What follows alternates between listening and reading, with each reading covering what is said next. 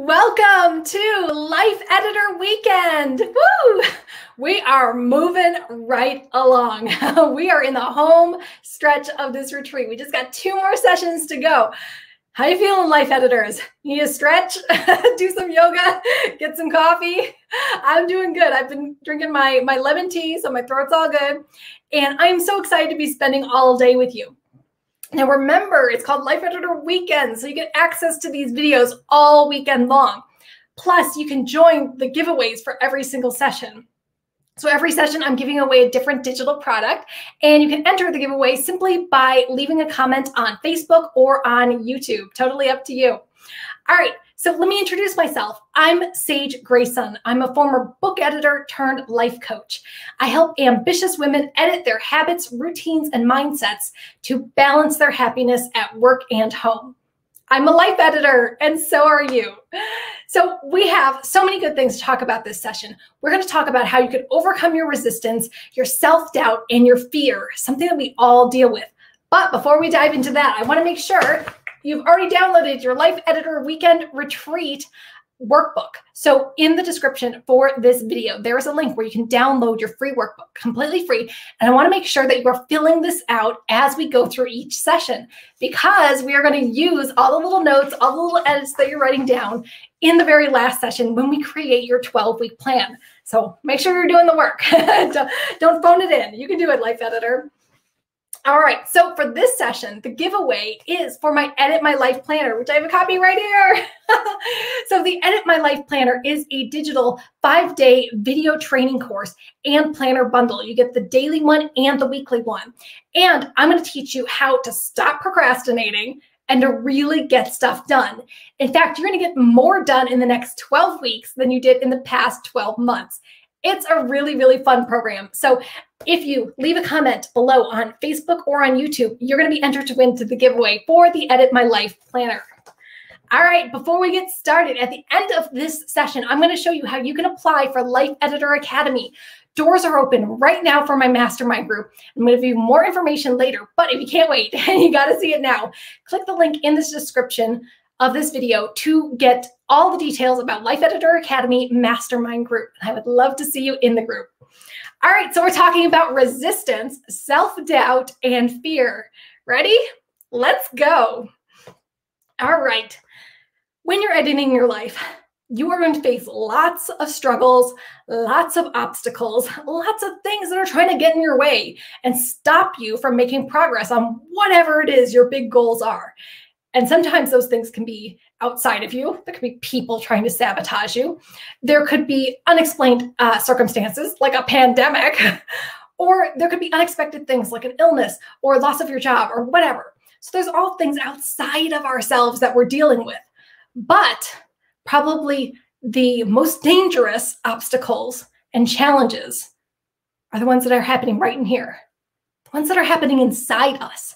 And that's what we're talking about in this session. Because once you can start overcoming some of the challenges that are actually coming from you, actually coming from your mind and your past circumstances and your limiting beliefs, once you can start breaking through those inner challenges, it makes it a lot easier to do some of these bigger life editing projects and exercises. So let's talk about resistance. Resistance is something that every single one of my clients has experienced. And honestly, I experience resistance almost on a daily basis. So what resistance is when you have a goal or a project or something you want to do.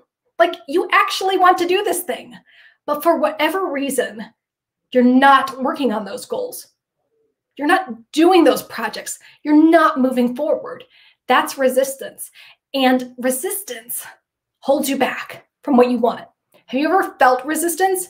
Have you ever felt like, you know, I do want to do this thing. I do want to, whatever it is. I do want to start a business, or I do want to lose weight, or I do want to break up from this relationship, or I do want to move across the country. But you don't. You know you want this thing, but you're not doing it. There's something holding you back. Resistance shows up in a lot of different forms. So leave a comment and let me know if you've recognized any of these forms of resistance in your life. So how about procrastination? That's the big one. Procrastination is when you're avoiding doing the thing that maybe you should be doing and you're doing other things.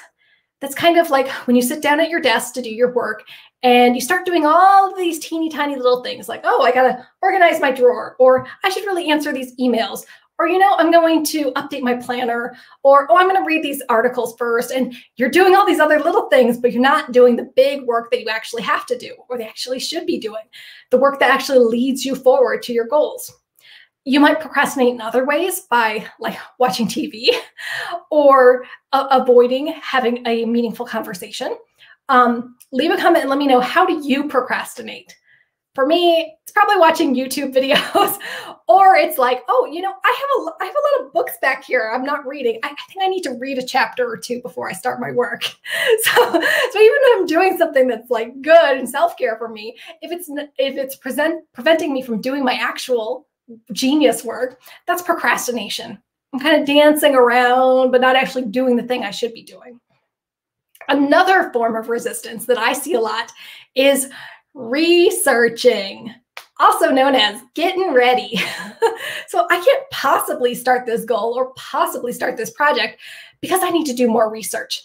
Let me read 10 articles about that. Let me watch a dozen videos about that thing before I do it. Let me take all of these different courses about how to do X, Y, and Z, and then maybe I'll feel ready to do that. A lot of times this researching comes from a place of where it comes from a good place. Like, yeah, you want to be informed. You want to feel ready. You won't want to like dive in and make a big mistake.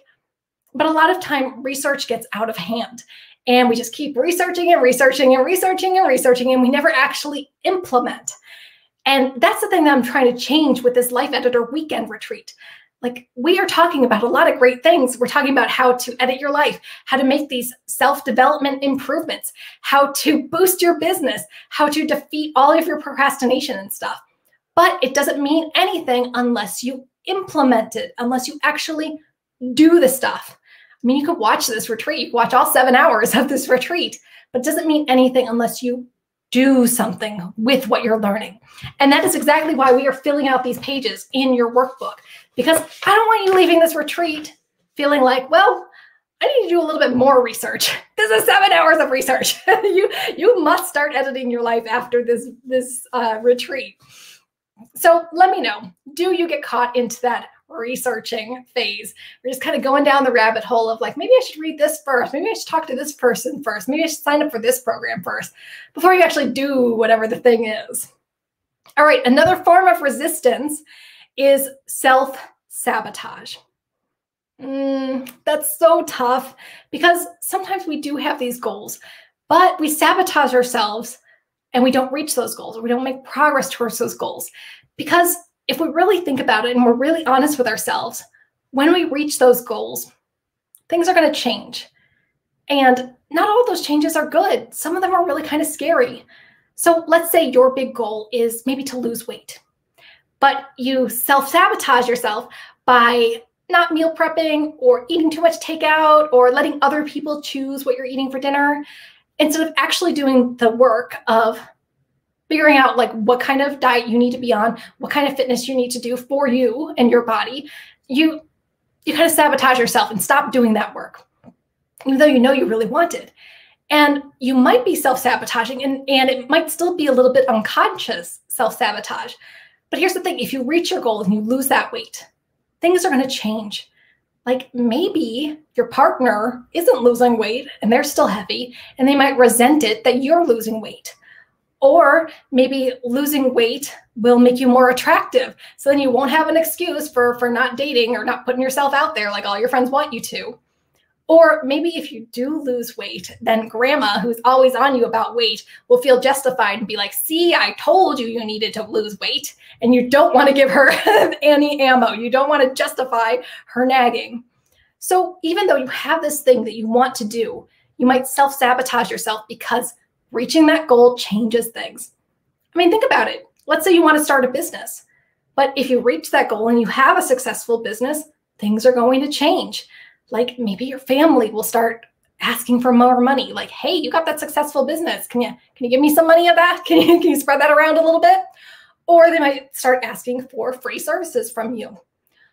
Or people will just want to pick your brain This always annoys me a bit when someone wants to pick, oh, I just want to pick your brain for a minute.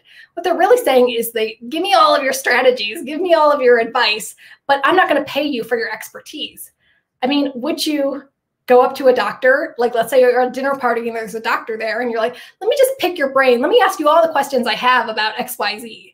Or let me ask you all the questions I have about my health. Or can you look at this spot here and tell me what you think it is? Like, that's gross. I hope you don't do that at a dinner party. But you wouldn't go up to any other professional and like pick their brain, or like, oh, you're a lawyer. Let me pick your brain for an hour without paying you. Like, that's the thing. If you're successful, things are going to change. And some of those things are good. Probably on your end it's good, but also things will change outside of you. So self-sabotage is a form of resistance. You might also take away your options.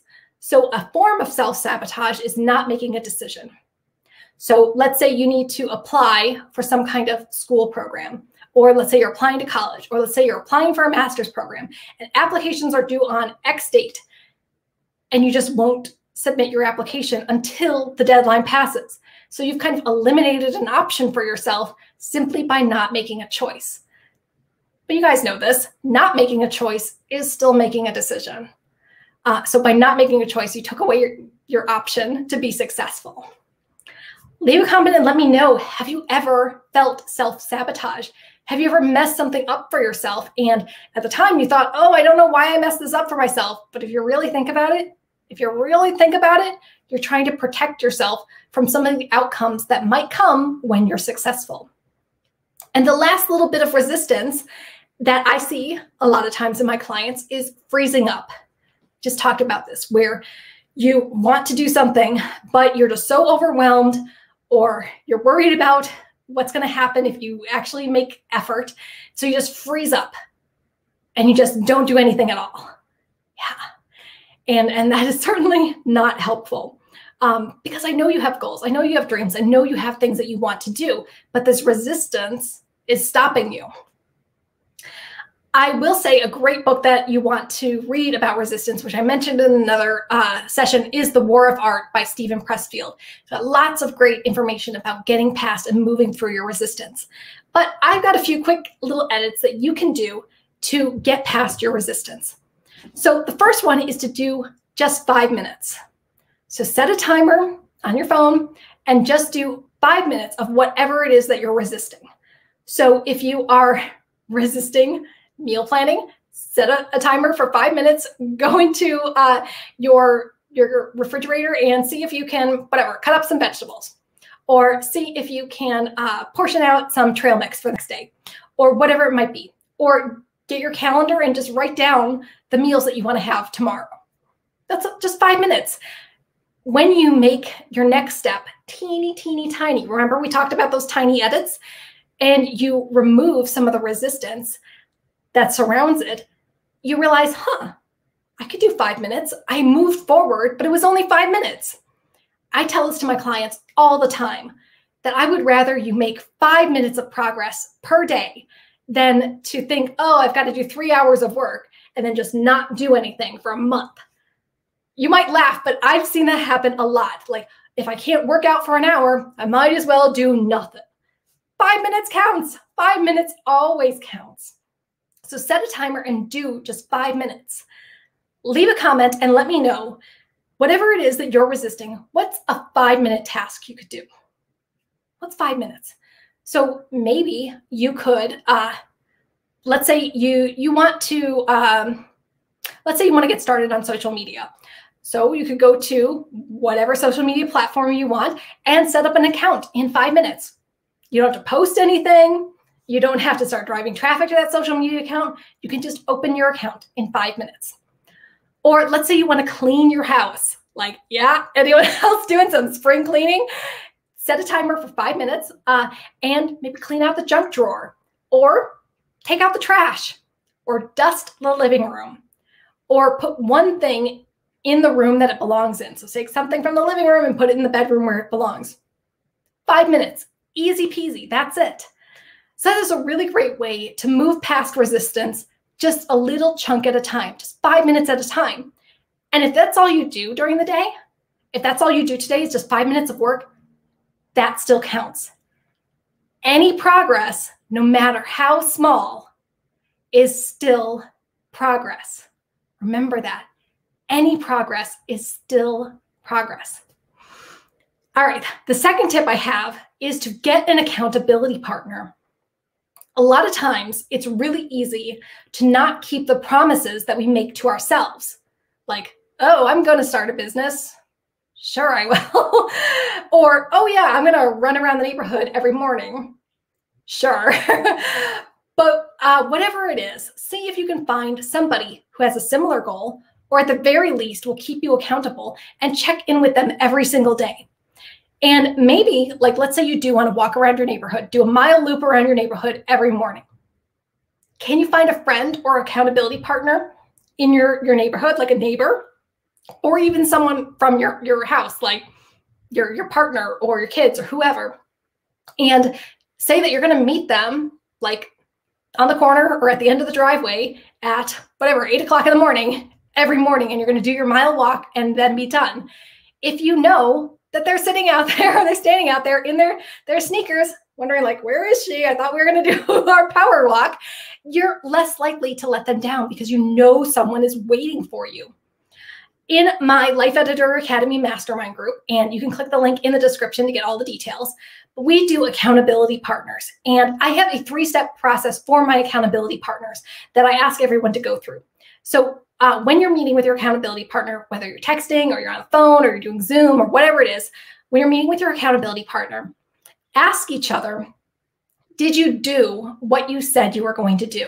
That's number 1. Did you do what you said you were going to do? So if you know a week from now, someone's going to check in and ask you, did you set up your Facebook business page? Did you publish that thing in your shop? Did you clean up your bedroom closet? Did you send that email about the mortgage or whatever it is? If you know they're going to ask you about that thing, you'll be more likely to do it. The second thing you ask your accountability partner is, what are you going to do next? So regardless of whether or not they did that thing, we want to know what's next. If they didn't do that thing, do they need to adjust their expectations? Do they need to get back on track? Or if they did do that thing, then what's the next logical step? Is it to do the next part of the process? So ask them, what are you going to do next? So you're remembering what they're doing. So somebody knows that you're supposed to do something besides just you. I mean, how many times has that happened to you? Like, oh, I'm going to publish this video on YouTube. I'm going to do that. I'm going to do that Friday. Yeah, that's what I'm going to do. But you don't tell anyone about it. And then Friday comes and goes and like, oh, well, that didn't happen. So if nobody's holding you accountable, are you really going to do it? But knowing that someone knows that you set a deadline, you were going to do something, you're going to do something next, that's so powerful.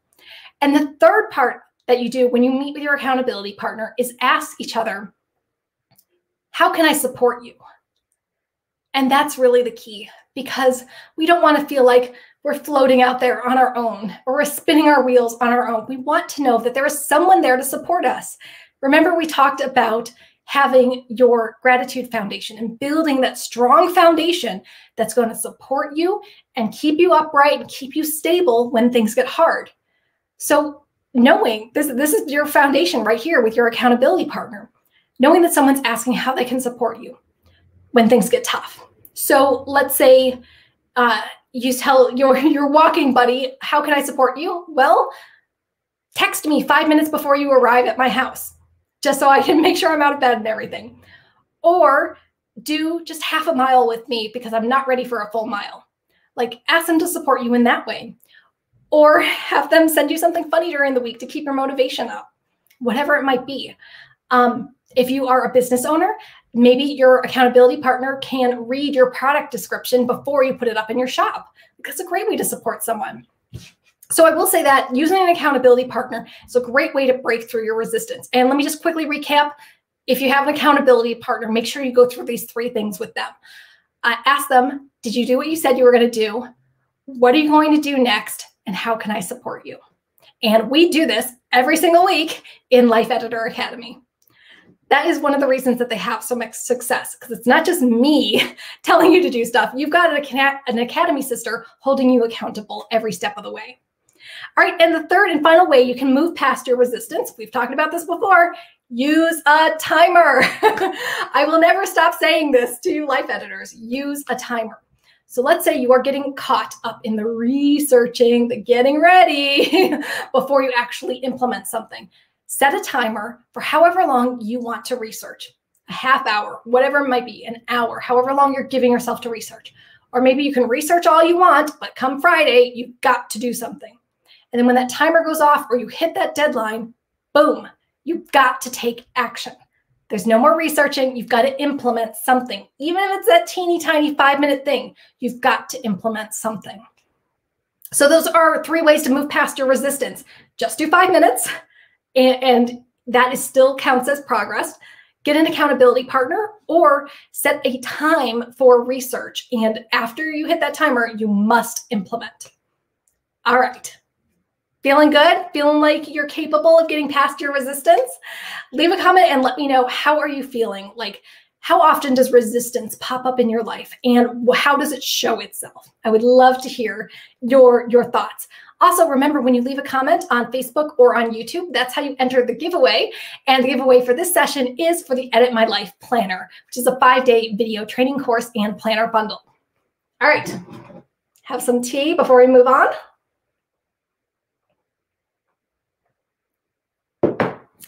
Let's talk about self-doubt. So self-doubt can be really pervasive, where we think maybe we're not good enough and we're doubting our capabilities. Like, can I really start a business? Can I really ask for a raise? Can I really lose weight? Can I really do whatever? Can I really start dating after 50? I don't know. There's a lot of things that cause self-doubt. And this is completely normal. We all feel this. I feel this too, almost on a daily basis. So here are some things that lead to self-doubt. It's when we compare ourselves to other people. So if they couldn't do it, why should I even try? So maybe your sister or your mom tried to lose weight, but they couldn't do it. So how are you different? Why are you going to even try if they couldn't do it? Or maybe someone tried to get into whatever field. Maybe you want to go to medical school, but your brother couldn't pass medical school. So why should you even try?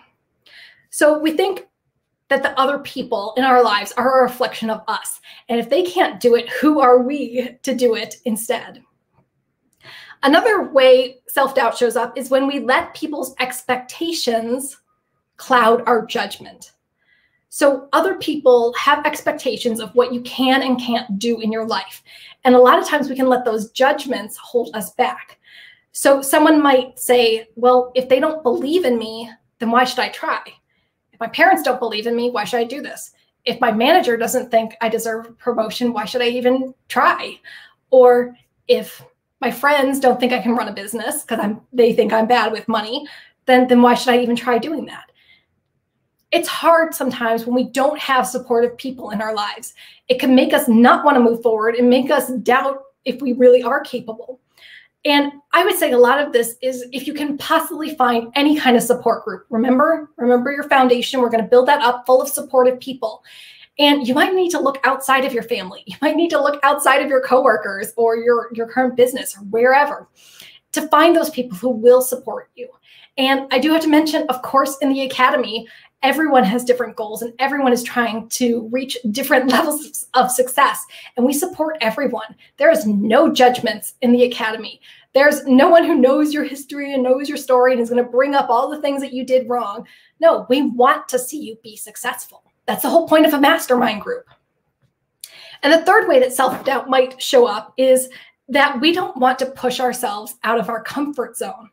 So we feel like, if I can't do this thing in my nice little comfort zone right here, then I'm not going to bother doing it. And this can show up with entrepreneurs who make a website and then feel like, well, if people don't just magically find my website with me not doing anything, then I don't want to be a business owner. They forget that they have to market their business and put themselves out there and tell people that their business exists. But they're like, this is my comfort zone and I don't want to do anything outside of my comfort zone. Or let's say you want, I always go back to the losing weight thing because a lot of my clients are working on losing weight or getting healthy in whatever way that means for them. So if you want to lose weight, but you're digging in your heels and you're like, well, I want to lose weight, but I don't want to change what I'm eating. I want to eat exactly what I'm eating right now. I don't want to count calories. I don't want to do a workout plan. I'm just going to stay right here. You're not going to magically lose weight. You've got to get outside of your comfort zone and trust that you are capable of doing things beyond your comfort zone. I know the comfort zone is there and it's comfortable. Of course, we want to stay in our comfort zone, but you are worth so much more. And if you just branch out and break through from that comfort zone, you can do so much more with your life. And you'll find that you'll have another comfort zone that is light years beyond your current comfort zone. And I want you to get there. All right. How's my flower crown doing? It's lasted the whole retreat. Can you believe it? Here's one thing I will say about self-doubt is it's kind of, when you think about self-doubt, it's a little, can I say it? It's a little selfish. It's a little narcissistic when you have self-doubt because you're so stuck in your head. You're so consumed about what people are thinking about you or what you're capable of or how you're feeling in your comfort zone and stuff. And really, it's not all about you. Life is not all about you. So being consumed by your self-doubt is kind of just like, it's a little silly, honestly, just thinking like everything's revolving around me. I'm the main character all the time. And if I can't do this, it's just like, woe is me. And you're just kind of blowing it out of proportion. That you are so much more capable of than what you think you are capable of. And I'm going to put this out there that you really do need to actively defeat your self-doubt. And self-doubt makes you play really, really small. So let's say you have this great big goal that you want to reach, but you're playing small and you're only giving yourself this little portion because self-doubt is holding you back. I want you to achieve more. And that doesn't mean like being famous or making $1 million or whatever, moving to Hawaii or something like that, unless that's part of your goal. But you can be successful a little bit outside of your comfort zone and then a little bit more. There's so much more that you can do that your self-doubt is holding you back from. Leave a comment and let me know, when do you feel self-doubt? All right, I kind of want to get a little bit in your face about this because maybe if you're dealing with self-doubt right now, you need a little tough love. And I know I don't really seem like the type of coach that gives tough love because I'm so bubbly and happy and I'm here to help you move forward. But sometimes you need a little tough love. And when you're playing small, you might think like, who cares if I'm playing small? Who cares if I'm not reaching my goals? It's just me, I'm just hurting myself. But that's not entirely true. So yes, you are hurting yourself when you play small. Every time you don't ask for a raise, every time you don't ask for a promotion, you're hurting your future self who could benefit from that extra money. Just think if you had asked for a raise every single job that you've had since you're 20, where would you be earning? Like, what would your earning potential be right now? If you're playing small, you're hurting your future self. So if you are not taking your medications, if you're not getting good sleep, like what's that going to do to future you? How is future you gonna feel? How is future you going to deal with other challenges if you're sick and unhealthy? So yeah, you are limiting what you're capable of in the future by limiting yourself right now. That's number one. Playing small and giving into self-doubt hurts yourself, but self-doubt also hurts your loved ones. So when you give into self-doubt, when you convince yourself that you're not capable of things and you shouldn't even try, that hurts the people around you. That hurts your loved ones. So if you could get a new job that would make you less stress, that would affect your family. You wouldn't be snapping at your spouse. You wouldn't be yelling at your kids. You might even have more time to spend quality time with your family. You might be able to have family dinners. You might be able to tuck your kids in at night. If you play small and you don't do whatever it is, like if you don't get healthy and start exercising and taking your medications, you might not be around for very long. You might get sick. You might die. And what's that going to do for your family? The people around you who depend on you. If you want to start a business and you want to take control of your own finances and define your own worth, but you don't start a business, what's that going to do to your family? You're going to limit your earning potential. You're not going to be able to pay off debts. Will you be able to pay for your kids' college? I don't know. Will you be able to take as many vacations? So when you're playing small and you're giving into self-doubt, you're hurting those people that are directly related to you, your loved ones who are in your vicinity right now. So think about that. Every time you decide, I'm not going to go after my dream, you not going after your dream is hurting the people you love the most. And the last thing I want to say is that you playing small and giving into self-doubt hurts the people who could be inspired by you or the people who could benefit from what you do. So think about that. If you have something wonderful to put out into the world, whether that's volunteering or whether that's being part of an organization, whether that's starting a business, whether that's making sure a company is successful, whatever that may mean, being a leader in your community, whatever that is, if you play small and you don't do that, you're hurting the people who could be inspired from you, the people who are watching you. You don't even know how many people are watching you and seeing what you're doing because that's going to give them motivation to do what they need to do. I can't even tell you how many people have contacted me saying they've been following me for years and they love what I'm doing and that inspired them to do something amazing too. And not just being a role model, but the people that you could help. I think about all of the thousands of people that I have coached in various capacities over the past 10 years. And I would be like heartbroken if I wouldn't have helped them. Like some of these people are making tremendous changes, and even the small changes, just being able to save a couple hours of time every day, or feeling more organized, or being able to enjoy a hobby because they're finally making time for self-care, that counts too. And if I hadn't put my business out there and been teaching like this for the past 10 years, those people wouldn't have benefited from that. I just think of the dozens, hundreds of people who have started businesses while working with me. And those businesses, which are also helping other people, wouldn't exist if I hadn't started my business. So maybe that sounds a little self-indulgent here, but hey, think about that. What you're doing right now is going to help other people. So if you are a leader in your community, are you making park space? Are you volunteering at the homeless shelter? Are you whatever it is that you can do? Are you tutoring at the local school? Whatever it could be, that's building people up. And just think of all the people who aren't going to be helped if you give into self-doubt and you play small.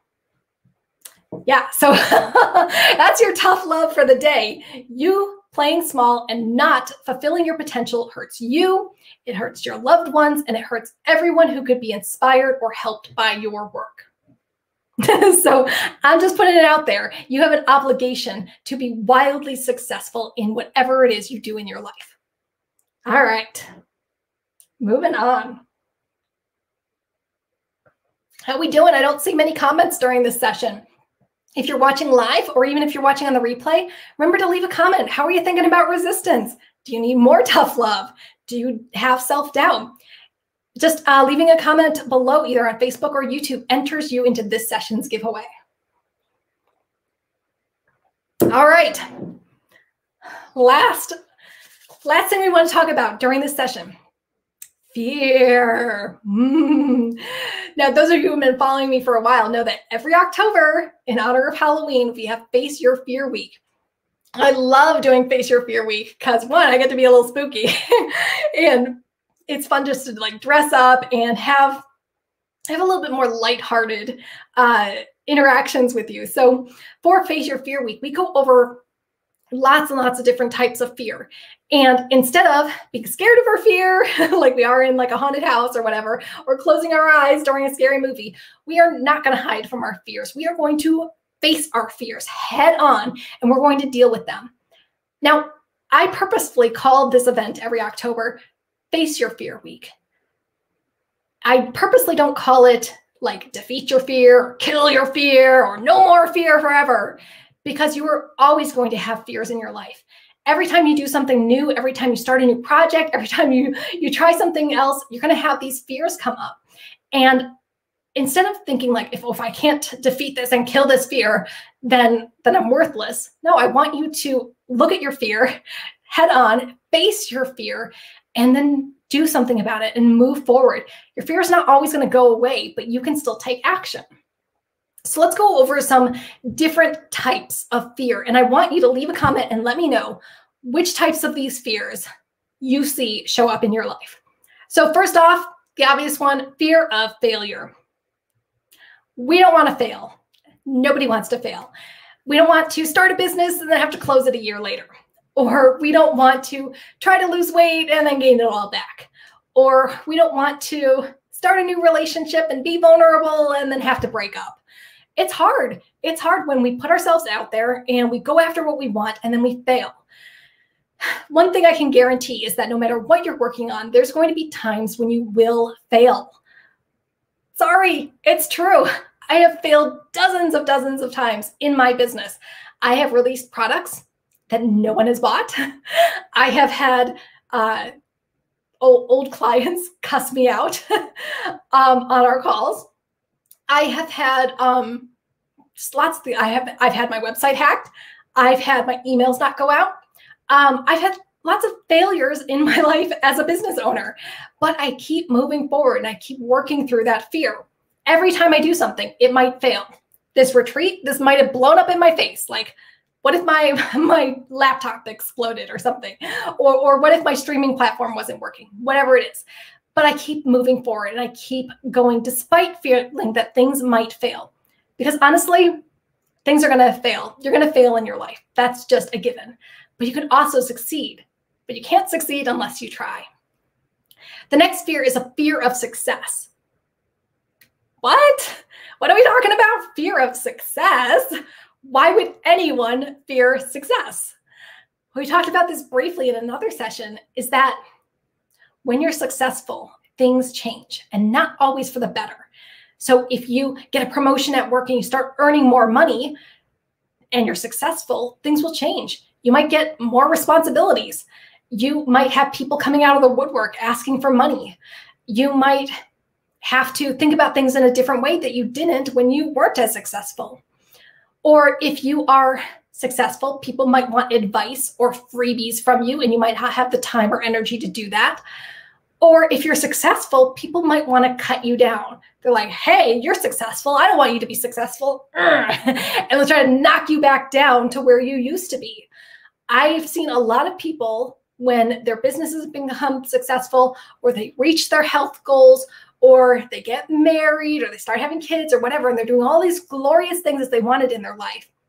A lot of their family and friends will just stop talking to them, or every time they meet up, they'll start saying snarky things and judging them. And it's really about them having this sour grapes attitude, that because they tried for something and failed, or maybe they didn't even try, but they never even bothered, but you tried for something and you succeeded, that's going to shine a light in their lives. It's going to shine a light on all the times that they didn't do what they said they were going to do, but you did. So don't take it personally. Them trying to cut you down and being mean to you because you're successful really is a reflection of them, not of you. Next fear, fear of the unknown. That can be really scary. So maybe you want to do something, but you don't know a lot about it. Like maybe you want to start a business, but you have no idea how to start a business, or whatever it might be. Maybe you want to get involved in politics, but you don't know how to do that. Or maybe you want to go back to school as an adult, but what's the process for that? How does that even happen? There's a lot of things that you don't know. You just don't know what's going to happen. You don't know the process, or you don't even know where to look for answers. I will say that Google is your friend. YouTube is your friend. Almost anything you can possibly think of, you can just search online and find answers to. But also, if there's something that you don't know how to do and you're not moving forward because of the unknown, try to find someone, a mentor, a coach, a mastermind group, and we can help you move forward and understand the thing that you don't know. I have people who work with me who have no idea how to start a business. So we start right at the basics and coming up with their ideal clients, figuring out how they want to serve the world. If you don't know how to get healthy, you can make an appointment with your doctor. You can start researching online. There are so many ways that you can solve that problem of the unknown just by doing a little research, but just by finding a mentor, just by reaching out a little bit. Next, fear of missing out. Oh no, missing out. We've been locked away for like a year and a half because of the pandemic. And I bet a lot of you are feeling that FOMO, that fear of missing out now that things are opening up again. And this is also related to keeping up with the Joneses and feeling like you need more and more better things or else you're missing out in some way. And I would like to say, whenever you're having this fear of missing out, just bring it right back to step one of the life editing process, which is create your gratitude foundation. Be appreciative of all the things you do have in your life, all of the little blessings you have right now. So yeah, maybe you do want a sports car, but you have a perfectly fine car right now that gets you where you need to be, and it's safe and reliable. Like, yeah, maybe you do want another job, but hey, at least you're getting a paycheck from this job. At least you have a job. That is something. So leave a comment and let me know, when you get FOMO, how do you rein it in? How do you remind yourself, no, I don't need to spend $1 million right now. No, I don't need to buy that crazy thing that somebody else has. Let me know your best tips for overcoming FOMO. And then kind of related to all of these is the fear of looking stupid. Like, we're not going to do anything because we're scared of looking stupid. And we're scared of these imaginary people or maybe even real people pointing at us and being like, ha ha, you look ridiculous. And this happens a lot with entrepreneurs where you don't want to do marketing because you don't want your friends and family to know that you have a business, which is kind of surprising, but you don't want them to know because you think you're going to look stupid. Or you don't want to start promoting yourself to your ideal clients because you think you don't look good compared to somebody else. Like your business looks less than compared to someone who's maybe been doing it for years longer. All right, so it's fear of failure, fear of success, fear of the unknown, fear of missing out, and fear of looking stupid. Leave a comment and let me know, have you experienced any of these fears before and how did you deal with it? One other little thought about fear is I've heard this great acronym before, and I don't really know where I first heard it. I think I heard it from Wayne Dyer, but he might have got it from somewhere else. So if you know where this originally came from, let me know. But fear, F-E-A-R, is false evidence appearing real. False evidence appearing real. And that's true. Your fear is not real. All these things you imagine could happen are not real, at least not now. They have not occurred. Like someone being mad at you has not happened yet. You falling on your face has not happened yet. You going into debt has not happened yet. So it's false evidence appearing real. But what is real is your actions. So anything you can do and implement and take action on, that's real. So yeah, maybe you will fail, but you can take actions that will put you in a better position to not fail. Like there are things that you can do to not fail. So yeah, maybe you are fearing missing out, but there are things you can do to appreciate what you have right now without spending a lot of money. So think about that. Your fear is not real, but your actions are. Speaking of actions, grab your Life Editor Weekend Retreat Workbook. And in this box, I want you to write down any edits that you want to make regarding resistance, self-doubt, and fear. How are you going to push past your resistance and your procrastination? How are you going to stop freezing up? Do you need to get an accountability partner? If that's the case, I urge you to check out Life Editor Academy. And remember, just for this session, leave a comment and you'll be entered into the giveaway for my Edit My Life Planner. But going back to Life Editor Academy, now is the kickoff for my mastermind group, which is the best of both worlds. You get private coaching with me, plus group coaching with all your Academy sisters. There is accountability partners, there's a book club, and probably best of all, most fun of all, is that we do monthly virtual retreats like this. So if you love Life Editor Weekend, you're going to love the Academy. So before we wrap this up, let me share another video of somebody who has been in the Academy and their experience and their results.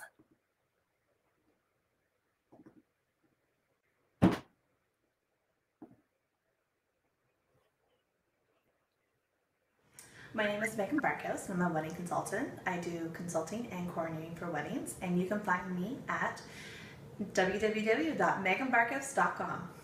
I joined Life Editor Academy because I am a busy woman. I am a professional accountant. I also am a professional mom. I have a little daughter who is 2 years old, and I wanted to start a side business. So things were very hectic with me, and I had a lot of ambitious plans, and I needed someone to help me organize all that work. The best part was really the bonding with everyone. We had lots of fun. There was a lot of sessions where we did a lot of group work, but also there was a lot of in between breaking it up times to bond with my Academy sisters, or also just to go along and do your own thing and your own homework. The second best thing was the food. It was fantastic. You eat very well. So one of the things that I've been personally struggling with is with gratitude and recognizing it in my daily life. And so Sage has just had a lot of self-help books that she likes out, and I just picked up the gratitude diaries on one of the down times and started reading it. And there was just this great little quote from Shakespeare from Hamlet, where, just to paraphrase it, was more along, "There are no good or bad things, just what you think they will be." And I just thought that was a great aha moment. So things that are always as bad, it's just if you think they're going to be terrible, it's going to work out that way.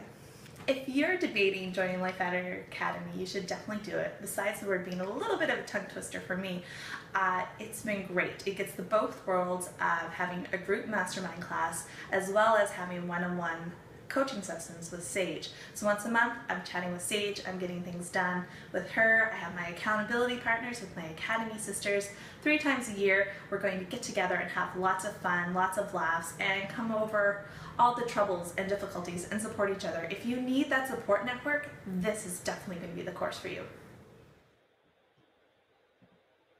All right, as I've said during every session, doors are now open for Life Editor Academy, and I would love to see you apply. So I am putting the address where you can apply right now. Also, you can click the link in the description for this video. Again, we're going to go through the whole life editing process for the 5 months of the Academy. And if you are really enjoying what we're talking about during Life Editor Weekend, I would love to support you in the Academy, along with all the other Academy sisters. All right, so this wraps up this session about overcoming your resistance, self-doubt, and fear.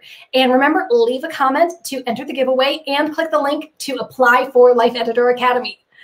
All right, next session, Life Editors, we are designing your 12-week plan for success. You are not going to want to miss this. So make sure you have your workbook and you've been filling it out, because you're going to need it for our next session. I can't wait to see you. We're going to start at the top of the hour and get ready for our final session of the Life Editor Weekend virtual retreat. I'll see you in a minute.